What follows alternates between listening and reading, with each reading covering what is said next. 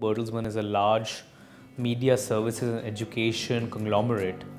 We started our lives 180 years back.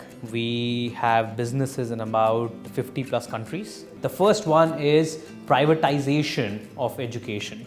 So globally, especially in the Western countries, education used to be a public good. Now, given that gross enrollment ratios have reached a certain point, especially in higher education and in other segments as well, a lot of this is being given to private sector. So that's one big trend, and that means that a lot of private enterprises over time will own education assets, and therefore the rate of innovation that will happen, which usually happens when private sector comes along, will increase dramatically. So that's a one large mega trend, as we call them. The second mega trend is technology.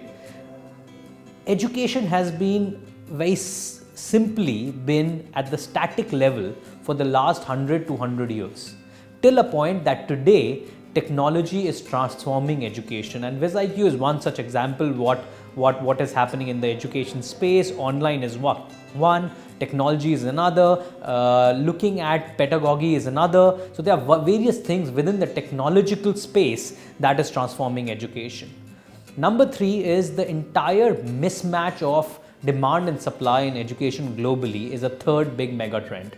What we feel in education is this is the very start of the disruption of technology, and we are probably sitting at the 1990s of what happened in internet. We are seeing that in education today. Even if some business models do not look like prominent business models, let's talk about MOOC for a second. People say that MOOC, the dropout rate is so high that this is a failure. Well, people talked about Amazon type of businesses as failures in 1990s also. It takes about 15-20 years and a collaborative effort for 5 or 6 ideas to come together to create an ecosystem.